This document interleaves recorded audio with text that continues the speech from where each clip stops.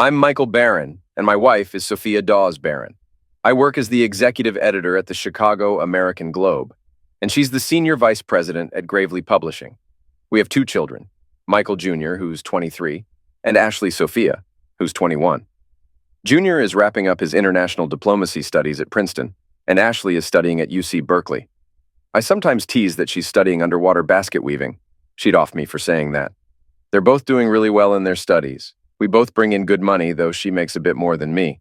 We were pretty happy, or at least I thought so. We were really looking forward to a great weekend together. Sophia had a tough week and had been excited about this gala for a while. She had this stunning new dress, black, backless, strapless, cut a couple of inches above the knees with a slight slit up the left side. She had on the diamond necklace I gifted her for our 25th wedding anniversary, along with her favorite sapphire earrings and a replica of Princess Diana's ring.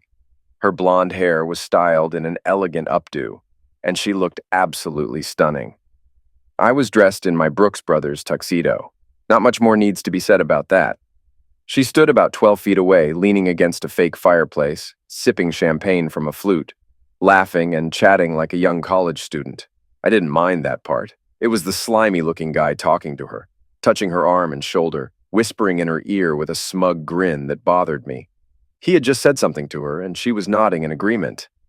"Okay, enough is enough. Time to rescue her from this creep."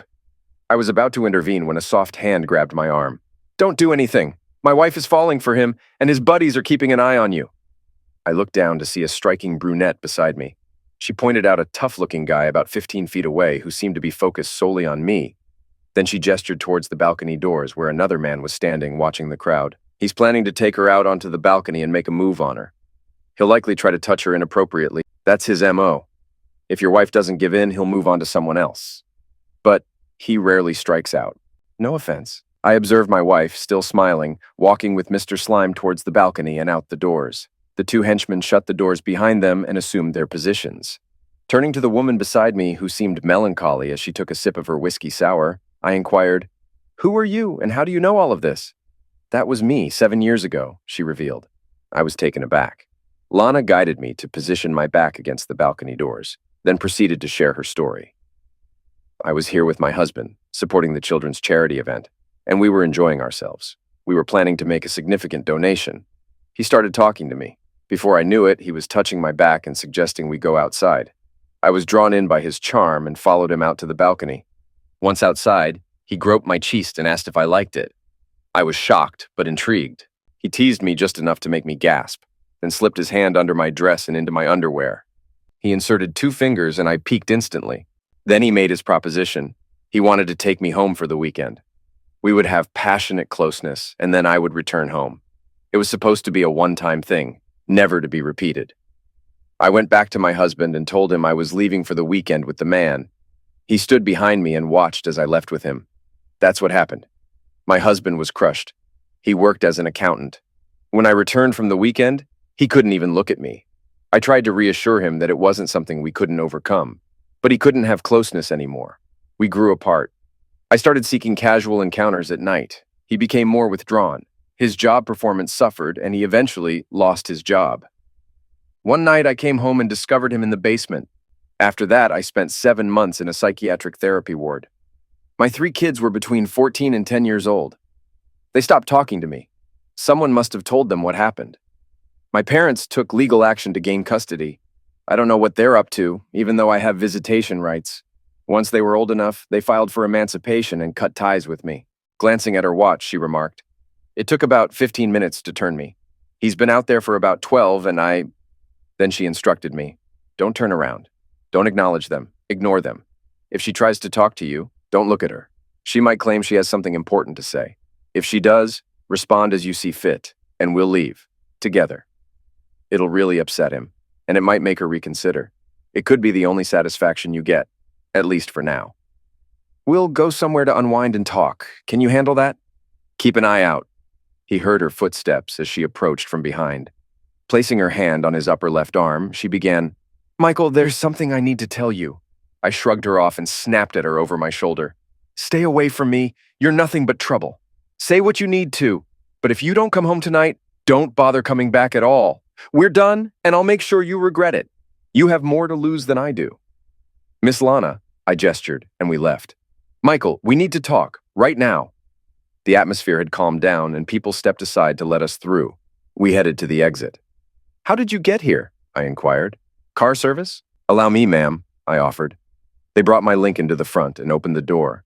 She got in, and I tipped the young man on the driver's side, got in, and drove off. I know a quiet place where we can talk if you're okay with that. Great idea, Michael. I could use a drink. We drove to the corral, a relatively quiet spot catering to an older crowd. After parking, we entered, found a table in the back, and ordered drinks and appetizers. She shared what was left of her story, and I filled her in on Sophia and me. She was a college professor and faced a setback in her career when the news broke. I mentioned I was the executive editor at the Chicago American Globe, with 6 years in the Air Force, specializing in special operations, and nearly 20 years as a reporter and journalist. I detailed my background. We had 2 kids, Michael Jr. and Ashley Sophia, both away at college. So what are you planning to do? Do? I can't even figure out what I'm feeling, let alone what actions to take. If she's not home when I get there, it's time for drastic measures. She'll pay, and he'll pay. Oh God! And tears started to stream down my face. She grasped my hand, looking at me as if the world was ending for both of us. I examined her face and realized I could get lucky if I wanted to. But I couldn't. If there was any hope of reconciliation, I couldn't. Listen, I'm sorry, but rebound closeness isn't my style. I need to go home and handle this.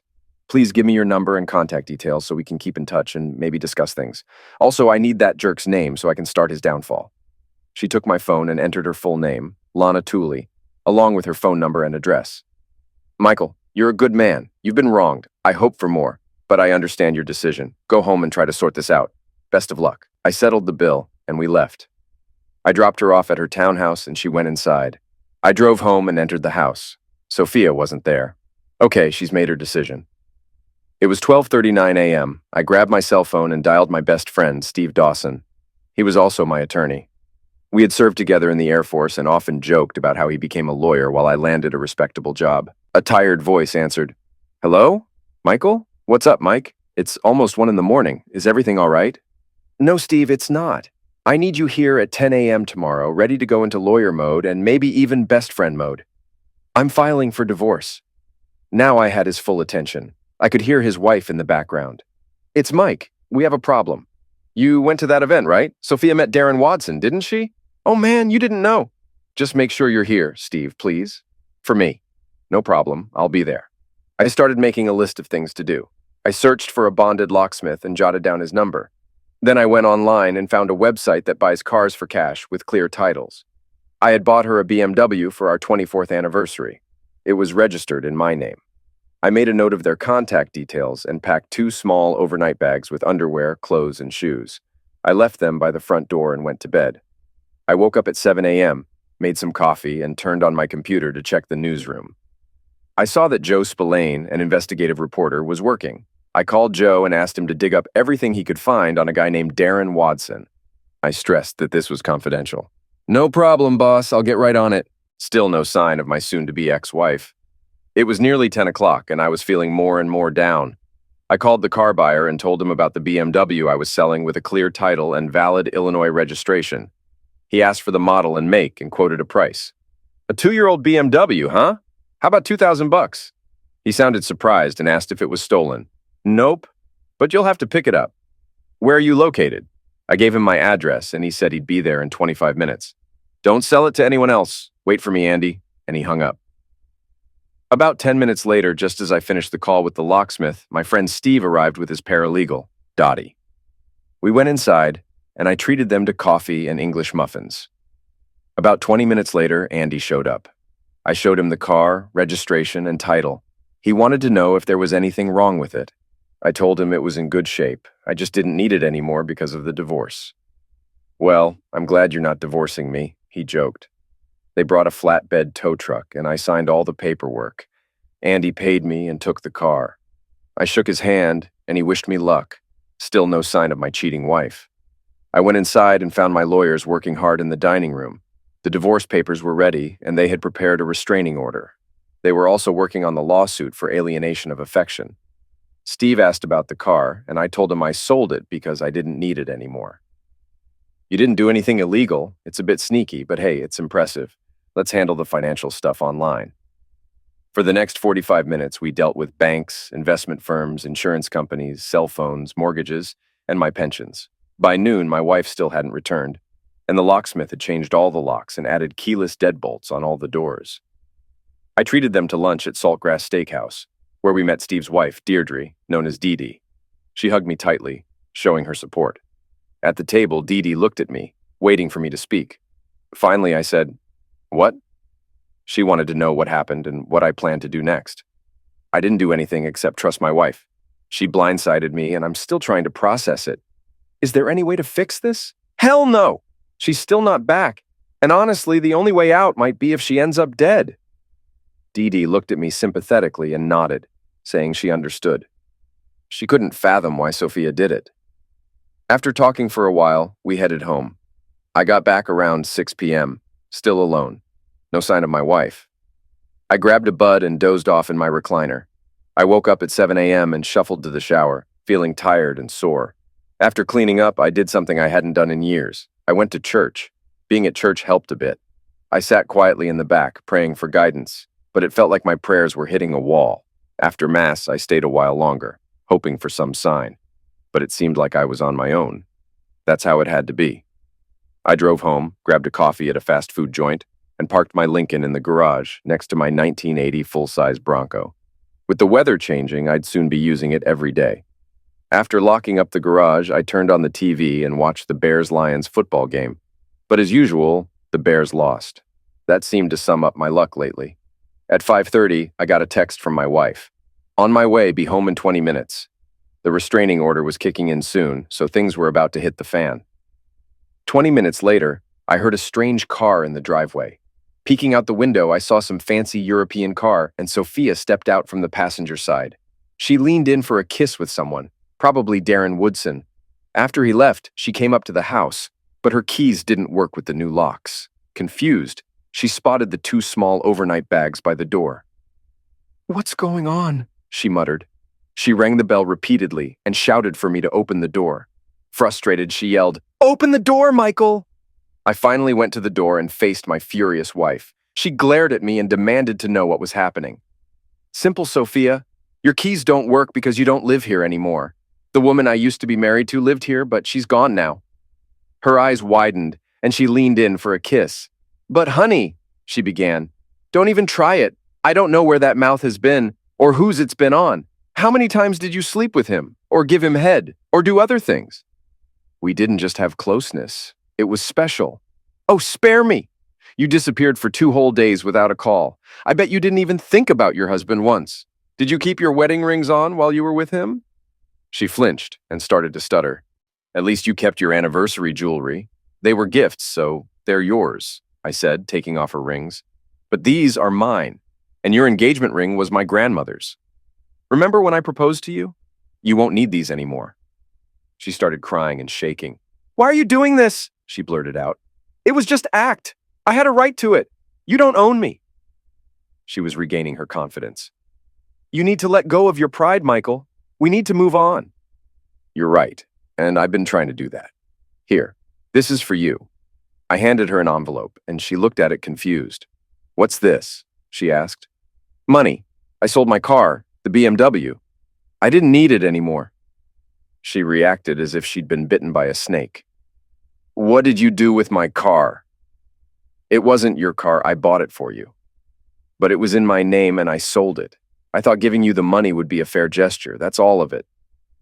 "But there's only," she counted the bills. "What, $2,000 here? That car was worth much more. What's going on?" "That's all it was worth, much like our marriage after Friday night. I warned you I'd take everything from you, and you had a lot more to lose than I did."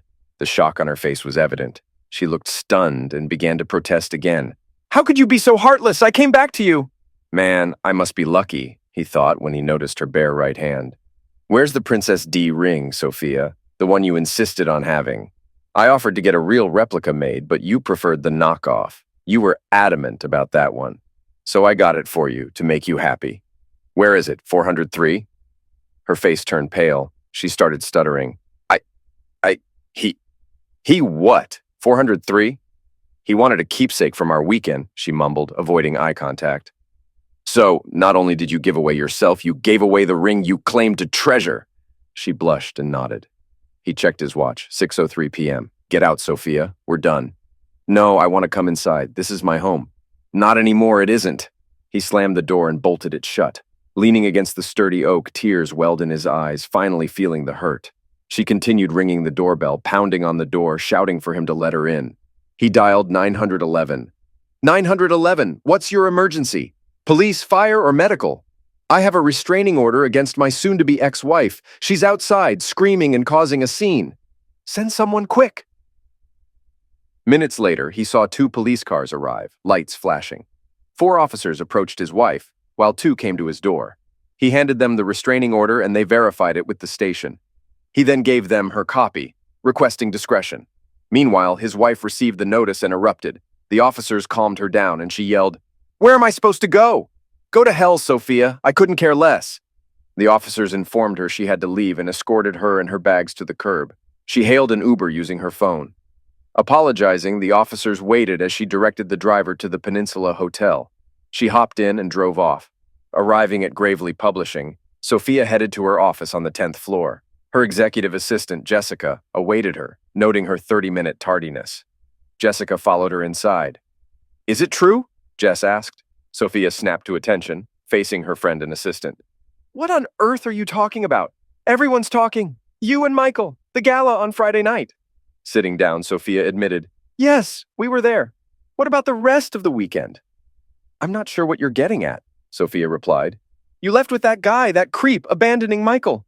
Oh God, you poor thing." Jess slumped into a nearby chair, crying. Sophia was taken aback, staring at her friend. "How did you know? I haven't said a word to anyone. How did this get out? And who else knows?" "Everyone knows, you idiot. It's all over the company and it's not even 11 o'clock yet." Sophia's face drained of color as she sank into her seat. Suddenly, her boss, Gwendolyn Harrelson, barged in. She looked between the 2 women, visibly shocked. "Oh my goodness, it's true," she exclaimed. Sophia was stunned by her boss and friend's reaction. The situation was getting out of control. Defensively, Sophia responded, "I think this is being blown out of proportion." "Oh, really?" Gwen retorted, smirking at Sophia's disbelief. "Do you know who he is? How do you think the whole city, maybe half the Midwest, already knows?" Sophia paled, staring at her hands. "What did Michael tell you?" "He said we're finished. Claimed he'd ruin me like I'd ruined him. Who does he think he is? He doesn't run my life. He doesn't own me. He's your husband, idiot. What did Michael do when you got back on Sunday?" She glanced down at her desk, sniffling. "He sold my car, said he didn't need it anymore since he didn't have a wife to drive it." "Oh my goodness!" exclaimed Gwen. At that moment, the door burst open, and Stephanie Jameson, Vice President of Mortgages and Acquisitions for Chemical Bank, stormed in, followed by Sophia's secretary, Angela. "I'm sorry, Mrs. Barron, she just came in." "It's okay, Angela. Come on in, Steph," Sophia said, with a touch of sarcasm. "What the heck have you done?" Just then, Gwen's phone rang. "Hello? Yes, Hank. I'm with her right now." "No, we haven't heard anything from him yet. I'm just getting the details now." "Yes, dear, I'll let you know as soon as I find out. Goodbye, dear." "That was my husband. He's wondering if you've heard from Michael today." "No, I haven't spoken to him since last night," Sophia replied. With that, she dialed her husband's number. Her phone beeped twice before announcing her service had been cut off. She stared at the Nokia like it was poisonous. "He disconnected my phone," she murmured. Gwen sighed. "Oh, this is bad. Very bad." Just then, Angela entered, saying there was a young woman urgently requesting to see her. She said it's urgent and about your marriage. A tense silence filled Sophia's office. "Send her in, Angela." A tall young woman with blonde hair, dressed in a navy blue skirt, ivory blouse, 3-inch heels, and a blazer, entered with a small briefcase. She approached Sophia's desk, surveyed the room, and fixed her gaze on Sophia. "Are you Mrs. Sophia Barron, at least for now?" Stephanie confronted her. "Listen up, lady. Who do you think you are?" "Yes, I'm Michael Barron's wife. Do you have something for me?" She dreaded what was coming next. "Congratulations, Mrs. Barron. You've been served." Stephanie handed her a big envelope, snapped a photo, and left swiftly. At the door, she turned to the group. 7 years ago, my mother tore our family apart just like you did. Hope you enjoyed it. Good day." Sophia's head slammed onto the desk as she received the envelope. Gwen hurried to her side, helping her sit up. Sophia struggled to breathe, hyperventilating. Stephanie dialed a number on her phone, connecting to Michael's office. Chicago American Globe, Mr. Barron's office. How may I assist you? I need to speak with Mr. Barron, please. It's Mrs. Stephanie Jameson from Chemical Bank. May I ask what this is regarding, ma'am? It's about his wife. I'm sorry, ma'am, he's not taking calls from his wife. He said to tell her to... Just put him on the phone, damn it! One moment, please. Soon, Michael's voice came through the speaker. Well, Stephanie, the whole gang's gathered around the wife. I bet Jessica and Gwendolyn are there too, with the cheating queen. What do you need? Michael, you're being unreasonable. She's a wreck, and you're not helping. What's your plan here? Ask her what she thought would happen when she took off for her closeness-filled weekend. Tell her to lawyer up and talk to them. I won't talk to her until we sit down with our kids on Saturday. Goodbye, Stephanie. Click. Oh no, Gwen exclaimed. You're in deep trouble. Well, Stephanie retorted, your only hope is to bear it all and beg for mercy. Oh wait, you already did that this weekend, didn't you, dummy? Sophia's head thumped against the desk once more, the sound echoing in the office, but no one rushed to help her. Michael ended the call and dialed his son in New Jersey. Michael Jr. was in a serious relationship, and Michael hoped this situation wouldn't impact it, but they needed to talk. After 3 rings, his son answered, Hey, Dad, what's up? Not great, son. How's Tara? She's good, Dad. What's going on? Is Mom all right? She's physically okay. I need you and your sister here for a family meeting on Saturday. Tara can come too. 2 tickets will be waiting for you at the counter on Friday. Janine will give you the details. Don't ask questions. Just be here. It's important. Dad, what's happening? You're scaring me. Son, I haven't talked to you like this in over 10 years, but I need to now. Trust me and do as I say without questions. He hung up, deciding not to influence their opinions about their mother. He'd let them decide for themselves. The conversation with his daughter went similarly, but she seemed more emotional. She agreed to see him on Friday. The rest of his day passed quietly. He consulted his lawyer and updated his private investigator on the progress with Darren Watson. Back at Gravely Publishing, the women gathered together, trying to offer support to their friend Sophia, who was overwhelmed with babbling and tears. What have I done? What have I done? Sophia was inconsolable, unable to grasp reality. Eventually, Gwen took charge. We need to pull ourselves together and level the playing field, she called a friend on her cell phone. Hey, Carolyn, it's Gwendolyn Harrelson. Can you represent a friend of mine in a divorce? Her name is Sophia Barron. Yes, her husband is Michael Barron. Wait, what? Oh, I see. Thanks a lot. What was that about? She's already seen as toxic. That was Carolyn Herrera. She's tough and hates bad husbands almost as much as cheating spouses. When she heard Sophia's name, she knew the situation. She said if she took the case, her husband would divorce her. They're devout Catholics with 5 kids, and they know Michael and Sophia. Plus, she's aware of the jerk involved. Stephanie chimed in. Let me give it a shot. She dialed a number on her cell phone. Hey, this is Stephanie Jameson. Can I speak to Brett Walker? Yeah, it's about a divorce. Hi, Brett. I need to discuss a divorce matter with you. Oh, you've already heard. Well, thanks anyway. You're not getting any breaks, honey. I'm running out of options here. He heard about what happened and basically said, You brought this on yourself. He also mentioned he wouldn't challenge Steve Dawson on this for anything. Sophia's head dropped to her desk again, this time landing on her arms. So I reached out to some pals who could stir up trouble discreetly. Nothing too serious. I didn't want them getting caught. Sugar in the gas tank, paint balloons on his fancy car. After that, they went to work on the car with an air grinder and a rotozip tool, messing up the hood, sides, roof, and rear deck. Then they flattened the tires and slashed the sidewalls. Those pricey Michelins were ruined. This retaliation was going to keep happening for a while, and I wasn't worried about the cost. She had a hard time finding a lawyer, but eventually she found a feminist lawyer willing to take her case. So it all boiled down to the family meeting.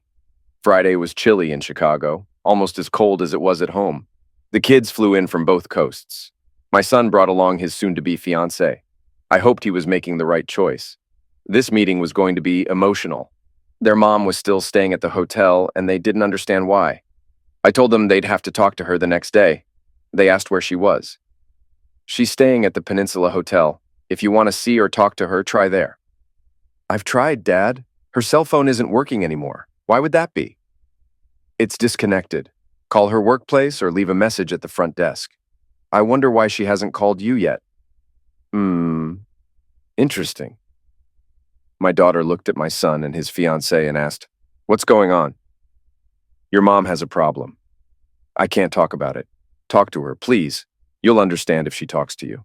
They tried to reach her but couldn't. Through her secretary, she said she'd talk to them Saturday morning at 10 a.m.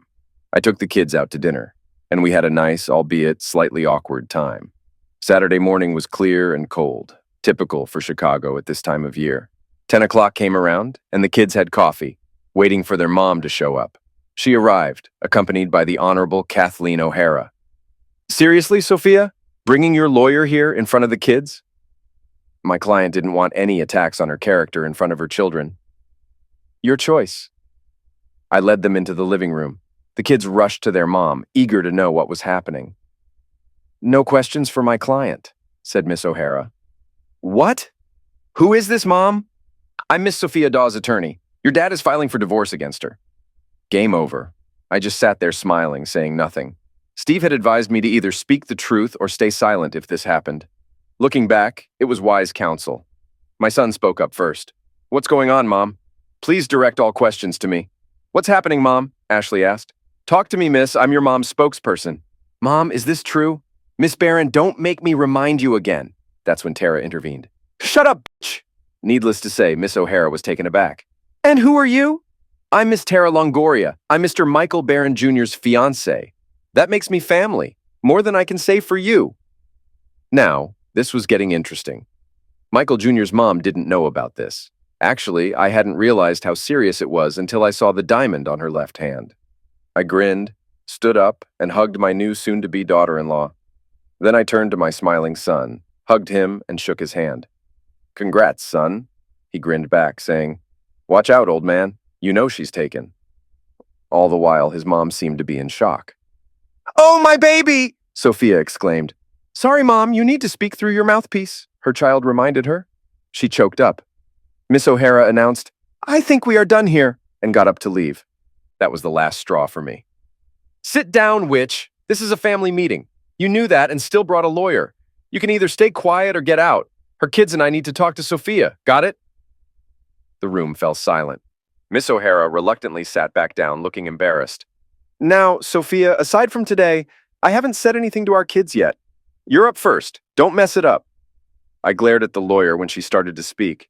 She quickly shut her mouth. Flustered, she finally managed to say, "Your father wants a divorce." Michael gave me a deadly look.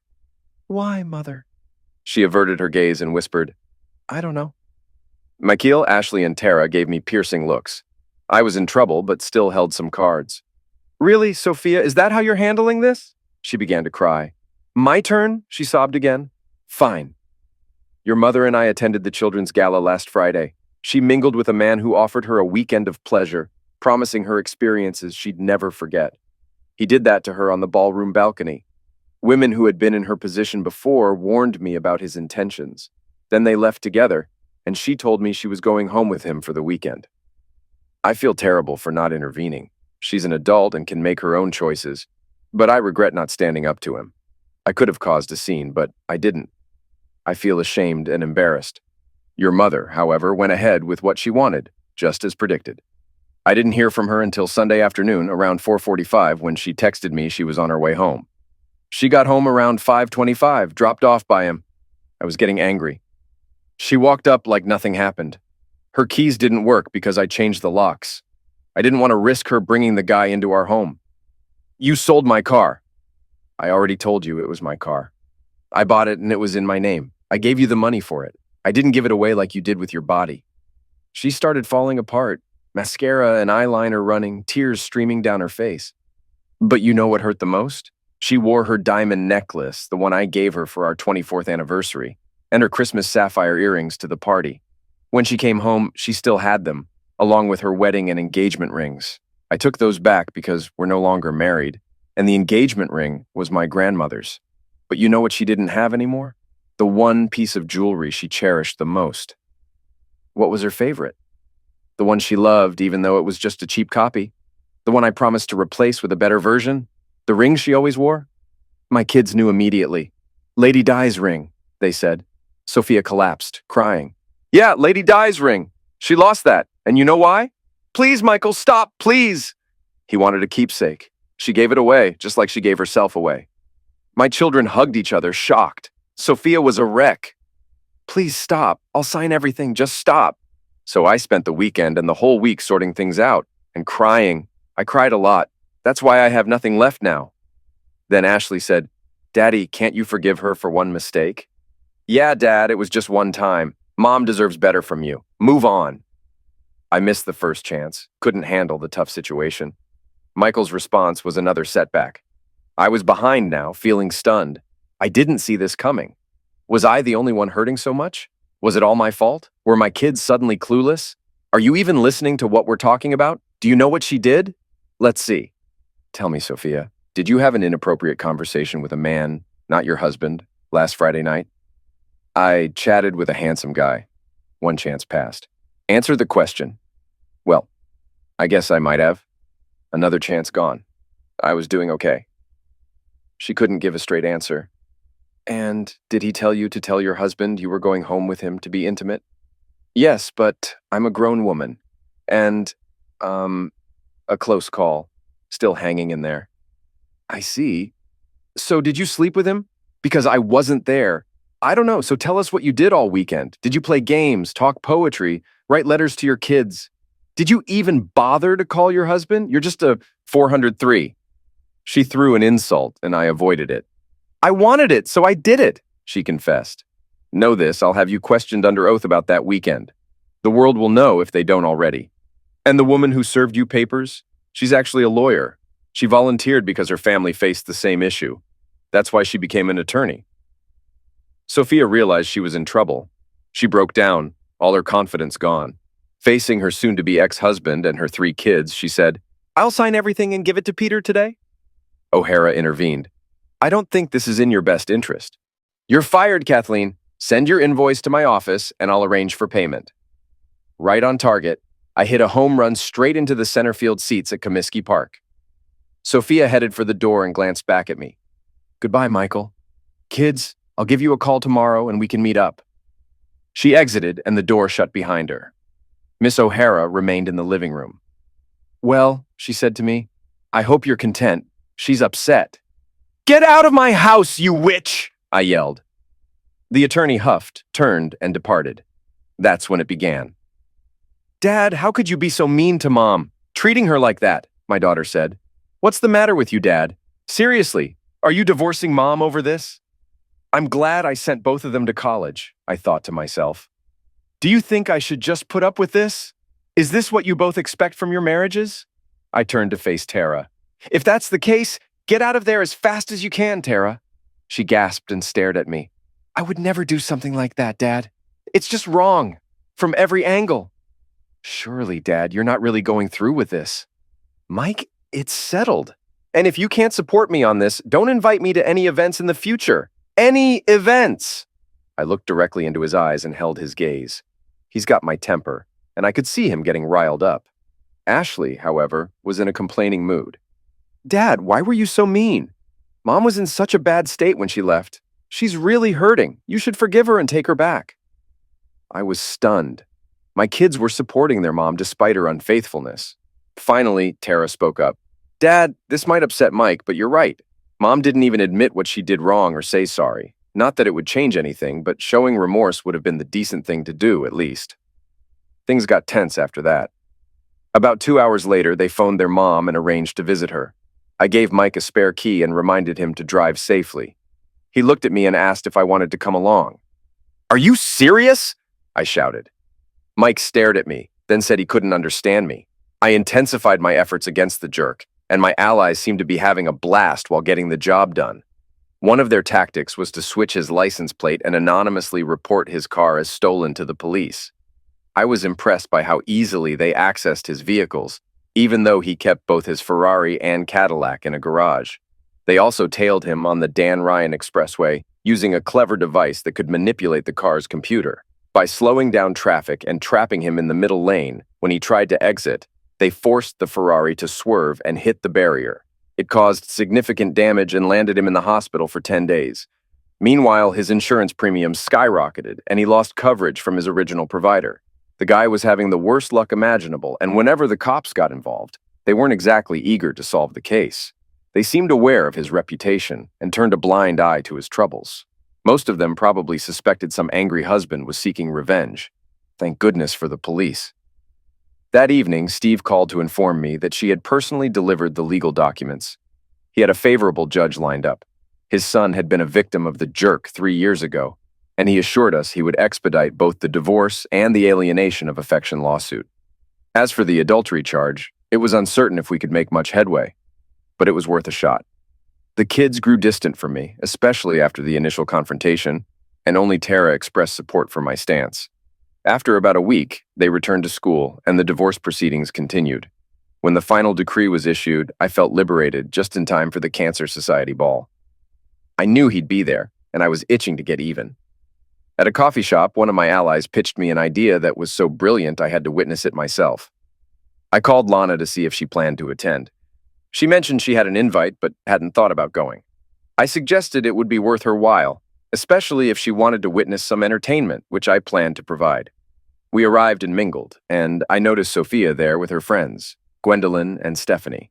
She was trying to talk to the jerk, but he was focused on a petite blonde in a green dress. The jerk's two buddies were keeping her husband occupied while he made his move on her.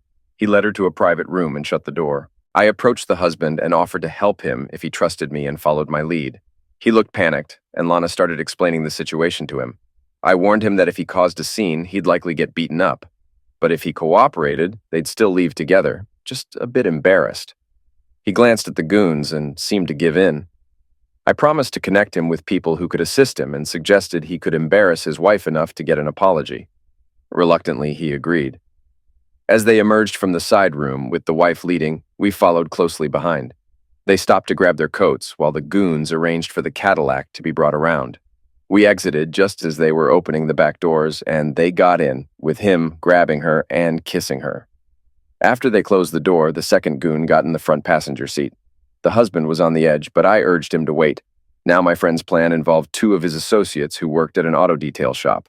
They had given the jerk's office a discount coupon for interior cleaning and a free car wash.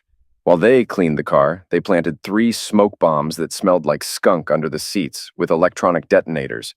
The car's brake lights blinked, and it slowly started moving.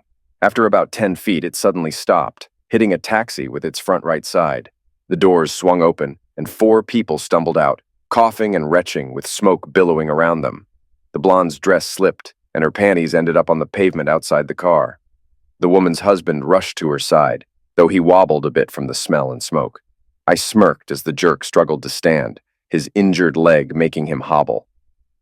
Just then, the police arrived as the jerk moved towards his former lover, but the husband intervened, landing a punch to his stomach and a kick to his groin. Down he went.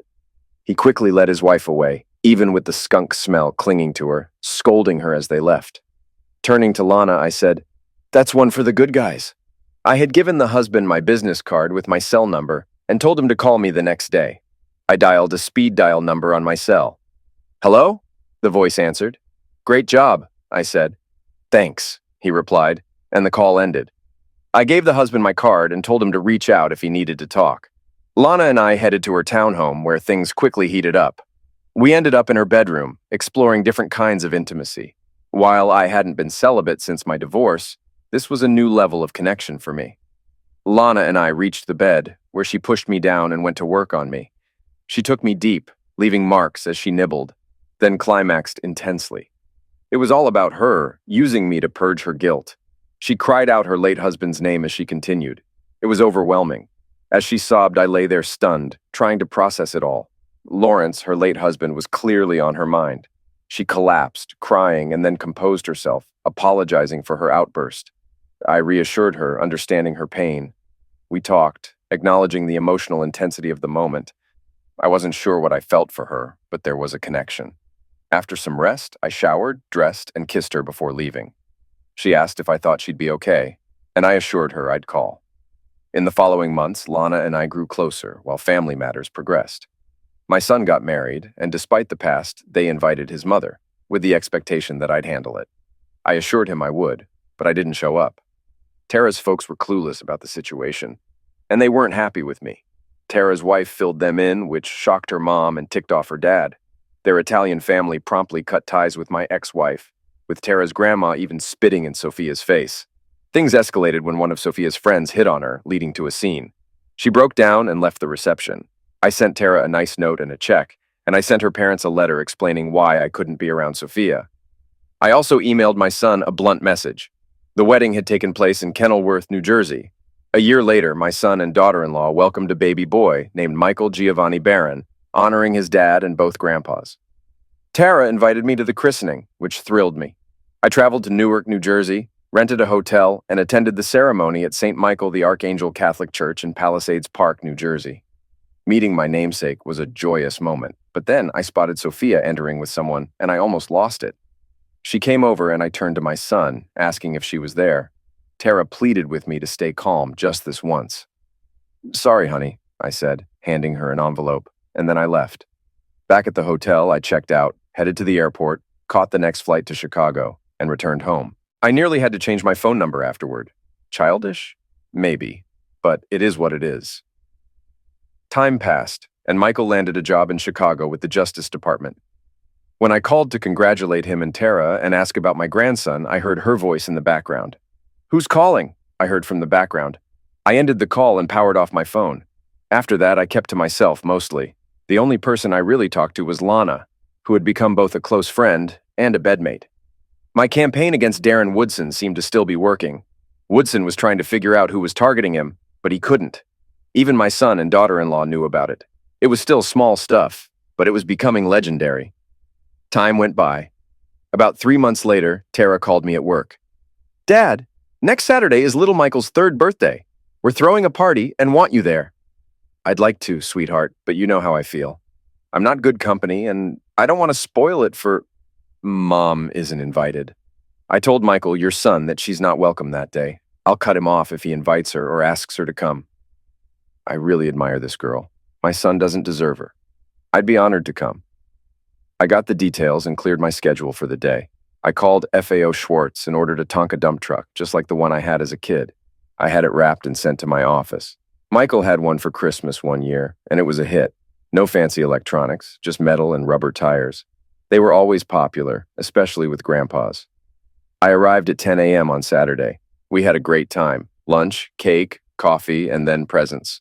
I chatted with Tara's parents, and they said they could see why their daughter thought highly of me. Tara's dad loved the dump truck. Reminds me of the one I had when I was a kid. Good choice, Mike. I liked him. Little Mike played with the truck all over the backyard until he got tired. His mom and grandma put him down for a nap. Even my son was cordial. He brought me a beer and suggested I relax in the backyard. I took his advice and found a chair in the lawn. Life felt good as I took a sip of Bud. A shadow fell over me, and I glanced up to see my ex-wife with a glass of what looked like white wine. "Hello, Michael. Mind if I join you?" I glared at her but stayed silent. She set her big shoulder bag down and sat, crossing her ankles, a pose she used to try to charm me. Not this time. My glare made her shiver. "You're not making this easy, are you? Anyway, Michael mentioned you'd be here, and his wife made it clear I wasn't welcome. It might not sit well with him, but he thought it was worth a shot to patch things up between us. Michael thinks we deserve another shot. I want us to be together again, to wake up in each other's arms, grow old together. I've been lonely these past years. What do you say? Can we try again?" I looked her over. She'd aged a lot, gained some weight, developed a nervous tic. She never apologized, just launched into her speech. I wondered where the woman I married had gone. I sighed, finished my beer, and got up. "Well," she asked, "what's your answer?" "Not just no, but hell no, Sophia. I've been through hell these past 3.5 years because of you." Maybe harsh, but it felt good to say. I walked away. I went up to the patio, then through the sliding glass doors into the kitchen, where I ran into my son, who grinned at me. "So how'd it go, Dad? Not too bad, huh?" A gunshot rang out, and screams filled the air as guests rushed outside. I grabbed my son's arm. "Your mother might be hurt. Go check on her." He paled and hurried outside. I grabbed a water bottle, went to the living room, and sat alone on the couch. The police arrived, taking statements. A .40 caliber can cause a lot of damage. I answered their questions, explaining I hadn't spoken to my ex-wife in years. I spoke with my daughter-in-law, comforting her through tears. Then I left for home. Lana called, having heard the news. I assured her I was handling it. She asked if she should come over. No, I'll manage, but thanks for offering. On Monday, I called in Stu Phillips, our top crime photographer in Chicago. Stu had won many local and national awards for his photography. Stu, I need a favor. My ex-wife took her own life at my grandson's birthday party on Saturday. Most folks have heard about it, boss. We're sorry, even though you two weren't close. Thanks. I appreciate it. Do you have connections with the forensics team? Can you get me photos of her skull, her head? Color, 10 by 12 would be ideal. Stu gave me a curious look, thinking it over. It's a bit unusual, but I can make it happen. I know some folks who owe me a favor. Might be a little weird, though. Thanks, Stu. I owe you one. I'll get it done in a few days, boss. A plan started forming in my head, adding to my revenge campaign. The wake lasted 3 days at a fancy funeral home on the west side. Her casket remained closed due to her appearance. She had many friends, with hundreds attending. I wasn't there. Word had it that my absence didn't go unnoticed. The day of her funeral was gray and rainy. I felt cold and damp. The procession included 4 flower cars, 3 limos, and the hearse, with about 60 cars following. Again, I wasn't among them. I stood at the cemetery, watching from a distance in the misty rain. I observed as the coffin was carried to the grave. Despite the weather, a large crowd gathered, and the priest said kind words. It made me wonder who he was talking about. I was surprised he even showed up, considering the circumstances of her death. My son was scanning the area, probably searching for me. After the service ended, people began to depart. Soon, only immediate family and close friends remained. As the crowd thinned, it eventually dwindled down to just my kids. They headed to the limos with my son lingering at the back door of the Cadillac, scanning the surroundings. Eventually, he gave up and got in. The car slowly made its way out of the cemetery and disappeared into the mist. I left the trees just as the groundskeepers were preparing to close the grave. Approaching her coffin, I briefly contemplated an act of defiance. However, all the anger and hatred had dissipated. Somehow, I didn't know how, it had all faded away. Looking down at the woman I once loved, I sighed and bid her farewell. I forgive you.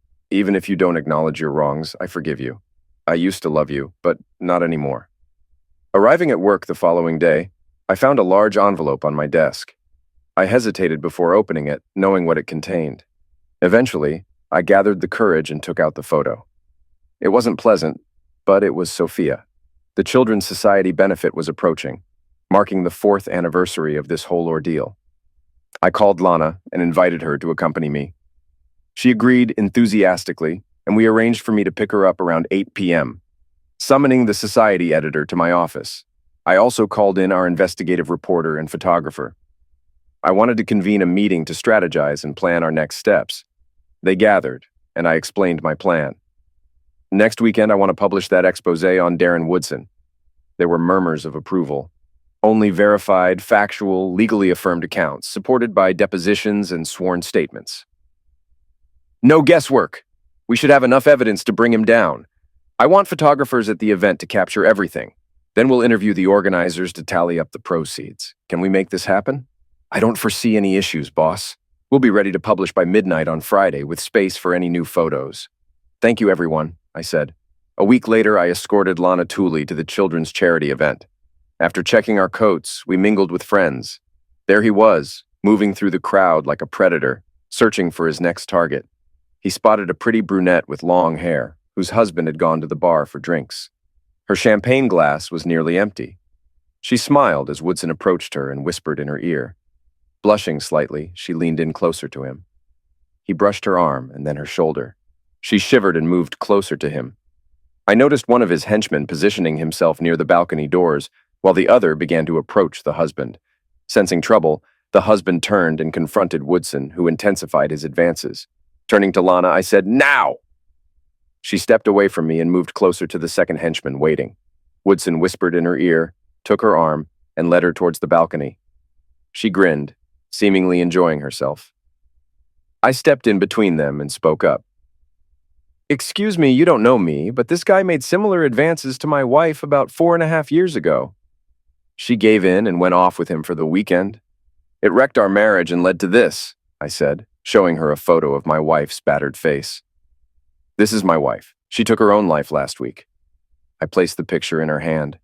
She went pale, trembled and dropped her glass, which shattered, causing a commotion in the crowd.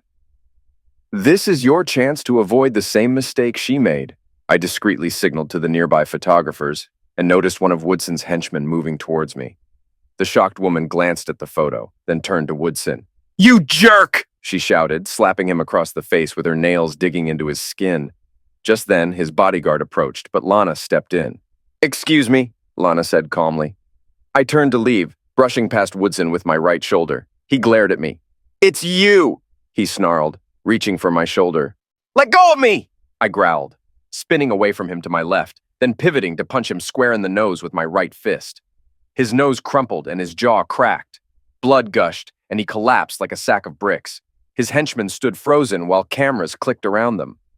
Lana took my arm as the brunette's husband approached her.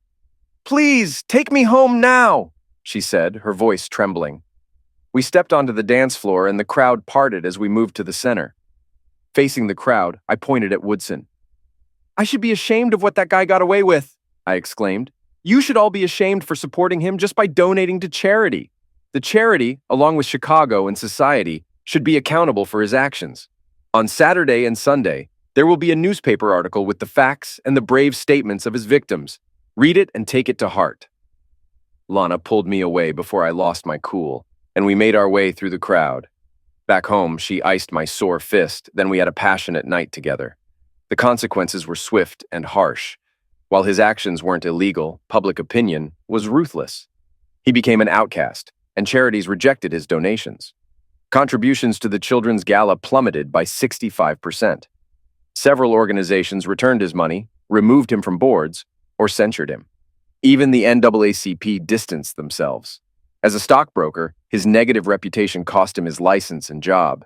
He attempted to sue me and have me arrested, but the husband of the woman he tried to seduce, who was an ADA in Cook County, launched his own investigation, rendering the lawsuit futile.